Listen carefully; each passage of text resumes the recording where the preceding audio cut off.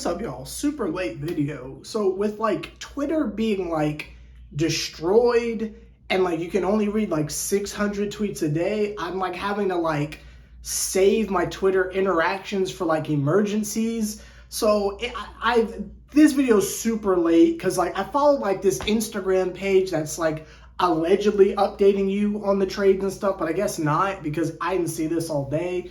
I'm seeing it just now. We're not making a Patty Mills video because I don't care. Patty's gone. The only thing that's remotely interesting about that is that is Ben Simmons' emotional support pet. So with him gone, what does that mean for Ben Simmons? That's the only interesting thing I can make out of that, and there's just no way I can stretch that to 10 minutes. Even for me, I can't stretch that. I'm just not invested enough in Patty Mills to care. I'm sorry, but that's not here nor there. The only thing that's, I guess, a little bit more interesting off of that is all of our three-point shooters are gone, basically. Like our three-point specialists, are gone, with the exception of, I guess, Cam Johnson. So we're just putting a lot of stock in him being healthy, but that's not here or there. And I'm not saying other people on the team can't shoot threes. I'm saying our three-point specialists are all gone. Does that open the door for Tyler Hero? Who knows? You know, this is just the beginning of free agency. I still got to pay rent. Oh my God, I didn't think about that, but that's not here or there. You see the title of the video, the Nets have acquired Mr. Lonnie Walker, the fourth, I believe. Shout out to him. His hairstyle, back in the day, you want to talk about like freeform God. That man right there with his hair, that just shout out that man's old haircut. But that's not here or there. He obviously brings extreme defensive intensity. He's got an offensive game to speak of. I hear, rumblings of something he did for the Lakers in the playoffs or something like that. I'm not really sure. I haven't exactly gone back and done the research. The only thing I know about him is he comes from the Spurs brain trust, or at least he was there for a minute. And anyone under Pop is going to be able to play defense and be aware as far as having a basketball IQ. And I think that type of stuff is beautiful. We're clearly building some type of extreme defensive identity that we're trying to trot out, and I'm absolutely here for it. Got a lot of two-way players. Now, two-way doesn't exactly mean 3-and-D because I don't know how many people are left that have the ability to shoot the three consistently outside of, Mikal and Cam and the other Cam and all that stuff. But,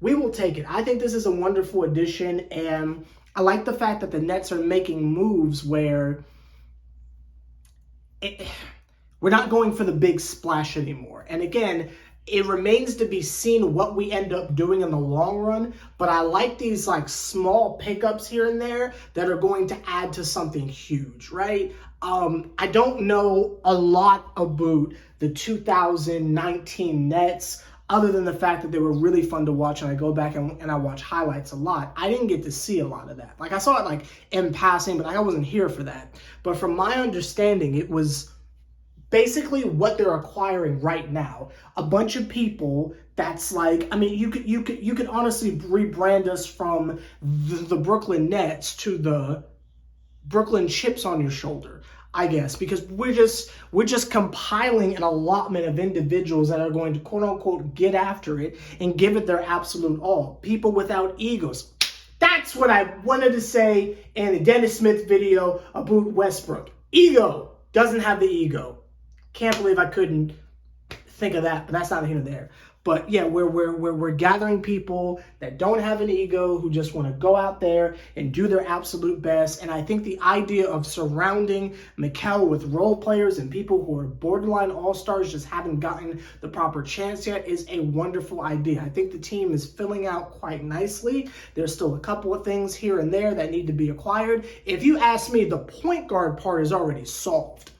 If you ask me, we are trying, and I don't care if Spencer stays. We are trotting out there. It's looking like anyway. It's looking like we're trotting out there. Dennis Smith Jr., Mikal Bridges, Cam Johnson, Dorian Finney-Smith, and Claxton. I think that is a super, Super solid lineup. You notice how I'm not mentioning Ben Simmons because who knows what's happening with that man. They're saying he won't play for Australia because he's still hurt or something like that. I'm not even factoring him into anything that we're doing here. But just know that the roster that we have acquired here is absolutely beautiful. Assuming we hang on to Royce O'Neal and stuff like that, assuming that obviously Cam Thomas is going to be around, not that we're including him in the defensive side of any equation, but I like this. I really, really like this, and I like the fact that the Nets are going for it, but they're doing it in a way that is sustainable and can be built for the future. I also like the fact that a lot of these people are being signed to one-year deals, so just in case this fails miserably, we're not like stuck with a bunch of bums on like long contracts or whatever. Like say the Joe Harrises of the world, we're not making that mistake again. I think these are wonderful opportunities. You're giving people a chance to prove that they're rebooted, to prove that they are those individuals. So it's like an Austin Reeves thing, right? Like you've got someone who's unproven, then they do something really amazing for us, and all of a sudden you give them the bag. It's like, now you deserve a contract of $53,000 or something like that. You know, I think this is a wonderful strategy, and I'm loving the moves. I was very skeptical, and I wanted to know what the mentality of the Nets were, what it is that we're trying to do. They clearly want to remain competitive, but it seems like they want to build a contender the proper way. It really seems like they are doing the Karis LeVert, D'Angelo Russell, Jared Allen, Jared Dudley, Rondé Hollis, Jefferson, like that whole shuffle. They're doing it over again, but they're going to stick to it this time and not freak out and trade for a star. The only way I see this going terribly wrong is if somehow we end up with Damian Lillard. Now, Tyler Hero, I'll take it. Not just because he is, Tyler, but because that's a big name, but he's a specialist, right? That's like modern day Kyle Korver type stuff. You know what I mean? It's not something insane. And I think the idea of going out and getting some crazy star and you know, I'm just going to come out and say it. A washed up veteran, let's not repeat the mistakes of yesteryear. Y'all know I love Harden. Y'all know I love Harden, but that was obviously not prime Harden, right? I never liked Kevin Durant, but that's post-Achilles Kevin Durant, right? Not the biggest Kyrie guy, but I'm not really sure what element to pick for Kyrie, but this is obviously, the Kyrie we had was not a focused Kyrie, and we'll just leave it at that. That's not even there. Or maybe that was the real him. Who knows? I'm not going to, because it's not our problem anymore. So, like, let's learn from our mistakes. Instead of getting a disgruntled Damian Lillard that's clearly ring chasing, if we are his fallback because it can't work out with Miami, why would we want him, right? Why would we want to be a part of that?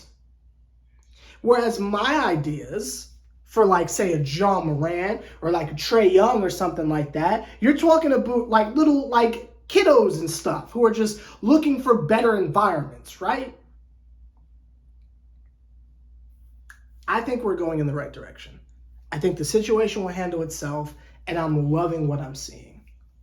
I will be back for more shenanigans and more stuff happens. Hopefully Twitter allows me to keep up with everything, because I'm gonna be honest, I don't mean to sound like a Gen Z kid, but I can't remember what we did before social media. So like trying to keep up with free agency when there's no Twitter has been very difficult for me, but that's neither here nor there.